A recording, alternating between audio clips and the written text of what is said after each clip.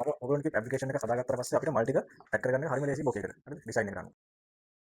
Hello guys. මම 50ක බොකයක් හදන්න යන්නේ. බලමු කොහොමද හදාගන්නේ කියලා. ඉතින් කලින් වීඩියෝත් එක්ස්ප්ලেইন කරා. මම 50ක් කියන්නේ සාමාන්‍ය අපිට අපේ බොකයක් හදාන්න පුළුවන්. හැබැයි මේක ඩිසයින් එකත් එක්ක මම මේක හදන්නේ ෆ්ලෝරල් ෆෝම් කැට දෙකක් යූස් කරලා. ඉතින් මෙතන කැට දෙකක් තියෙනවා. ඉතින් මේක ඇප්ලිකේෂන් එක හදාගන්න තියෙනවා. මම ඉදත් කිව්වා බොකයක් හදනකොට ඇප්ලිකේෂන් එක හරියට හදාගන්න පුළුවන්. අපිට බොකේ එක හදාගන්න එක හරියට කරගන්න ගයිස් ලේසි. ඉතින් වීඩියෝ එක බලන්න කොහොමද මම මේ බොකේ හදාගන්නේ කියලා. ඉතින් මල්ටි ගෙනාවා. ලයිටින් ප්‍රොසෙස් යන්න බොකේ එකට බලමු කොහොමද හදාගන්නේ කියලා. වීඩියෝ බලලා අයිඩියක් ගන්න ගයිස්. කොහොමද මේ වීඩියෝ එකේ බොකේ එක හදන්නේ. මේක පුරුදු වෙන කට්ටිය මම හිතනවා ලොකු දෙයක් වෙයි කියලා. මේ මල සුද්ධ කරගන්න උරා මේක සුද්ධ කරගන්න මොකද මෙතනින් අපි අරගෙන සෙට් කරනකොට සමහර මල කැඩෙන්න පුළුවන්. හරිද? දැන් මේක කොටේ මොකද යන්නේ පොලයක් දැක් තිබ්බට පස්සේ මේක පොකේ පිටලා යනවා. හරිද? බලන්න මෙන්න මේක. මල මේ මල්ල ගත්තා. මෙතන මේ පොලයක් දැක් තියෙනවා මල්ලල. අර ටික දැන් පල්ලයට අදින්න දෙන්නේ මේක. හරිද? ඒක මට සුද්ධ වෙලා යනවා. හරි මික්සින් එකකින් කටුවක් තියන්නේ නැතුව වෙන සුද්ධ කරන්න. සමහර කටේ ග්ලෝස් පාවිච්චි කරනවා. මම ග්ලෝස් පාවිච්චි කරන්නේ නැහැ. එහෙම ගත්තා. ඒක ලේසි. හරි ඊට පස්සේ ගයිස් අපි බොකේ එක හදන්න කලින් මේ බොකේ එකේ ඩැමේජ් වෙච්ච පැති ටික අඩ්ලයින් කරගන්න ඕනේ. එහෙම නැත්නම් බොකේ ප්‍රෙස් කරලා තියෙනවා. හරිද? හැම මල් බංචයක් මල් තෙන් එනකොට මේ වගේ පෙති ඩැමේජ් එකක් තමයි තියෙන්නේ. ඒ නිසා අනිවාර්යෙන්ම බොකේ එක හදන්න කලින් මේ ඩැමේජ් වෙච්ච පෙති කඩ් ලයින් කරගන්න ඕනේ. ඔන්න මල් ටික සුද්ධ කරගෙන ඉවරයි ගයිස්. කොහොමද? දැන් ලුක් එක කොහොමද? කලින් අපි මල් ටික ගන්නකොට තිබ්බා වගේද දැන් සුද්ධ කරගත්තා පස්සේ බලන්න මේක තමයි කියන්නේ පෙති ටික කඩ් ලයින් කරගන්න ඩැමේජ් වෙච්ච කියලා. රයිට්. ඉතින් දැන් අපිට තියෙන්නේ බොකේ එක හදාගන්න ගයිස්. හරි ඔන්න බොකේ එක හදාගන්න යන්නේ. මේ මල් ටික බොකේ එකට ප්ලේස් කරගන්න කොහොමද කියලා බලමු. ඉතින් ඔයගොල්ලෝ අයිඩියක් ගන්න මම හදනවා. හරිද? මේ මට ඉතින් දිගින් දිගට මලින් මට එක්ස්ප්ලেইন කරන්න බැහැ නේද ඔයගොල්ලෝ? ඉතින් මම අයිඩියක් ගන්න මේක පොඩක් V shape එකට වගේ හදාගන්න බොකේ එකක්. ඒ නිසා වීඩියෝ එක බලලා අයිඩියක් ගන්න කොහොමද මම මේක හදන්නේ කියලා. රයිට්.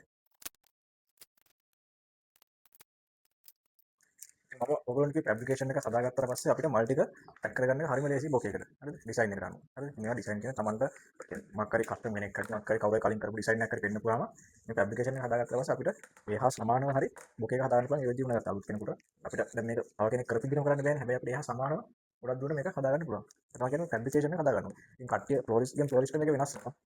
ඉතින් ඒගොල්ලෝ සමහර කට්ටිය ෆෝම් එකක් පාවිච්චි කරලා ඉඳී තියෙනවා. සමහර කට්ටිය ෆෝම් එක හතරක් පාවිච්චි කරලා ඉඳී තියෙනවා. ඉතින් ඒක ෆ්ලෝරිස්ට් වෙනස් වෙනවා. හරිද? මේ ගැන බියු හිතන්න එපා. ඔයා වුණත් කවදාද මේක බලලා කවුරු හරි කෙනෙක් මේක ඉගෙන ගන්නවා. එයා වුණත් එයාගේ ඩිසයින් වෙනස් වෙන්න පුළුවන් මට වඩා. මට වඩා ලස්සන වෙන්න පුළුවන්. මට වඩා ක්‍රියේටිව් වෙන්න පුළුවන්. වෙනස් වෙන්න පුළුවන්. ඒක කෙනාගෙන් කෙනාට වෙනස් වෙනවා. හරිද?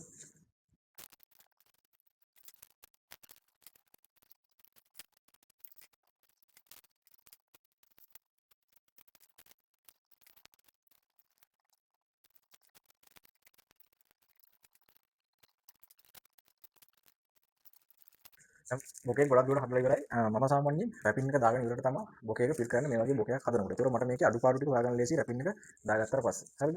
මම ගොඩක් ඒවා රැපින් එක දාගෙන ඉවරට තමයි මල් ඉතුරු ටික ඇඩ් කරගෙන මල් ටික තියාගන්න ඔක්කොම බොකේ එකට ඇඩ් කරගන්නේ නැතුව. රයිට්. ඉතින් බලමු කොහොමද රැපින් එක දාන්නේ කියලා. පළවෙනි කොලෙන් තමයි කොහොමද කියන්නේ කියලා එක්ස්ප්ලেইন කරේ නැත්නම් ඔයගොල්ලෝ බලලා අයිඩියක් ගන්න. හරිද? ටේබල් එකට පොඩ්ඩක් යනවා ගයිස් සමහර වල මේක පොඩ්ඩක් කියලා ගන්න. හරිද? ඔයගොල්ලෝ බලාගෙන ඉන්න කොහොමද රැපින් එක කරගන්නේ කියලා.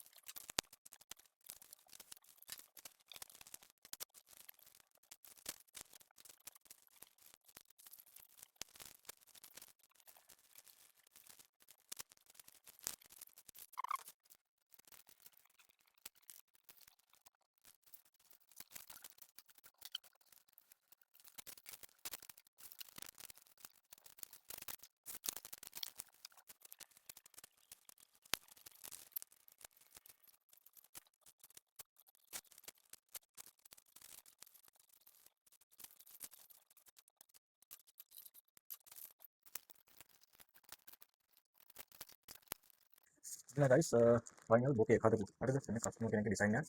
නැත්නම් බොකේ එක. ඉතින් කොහොමද?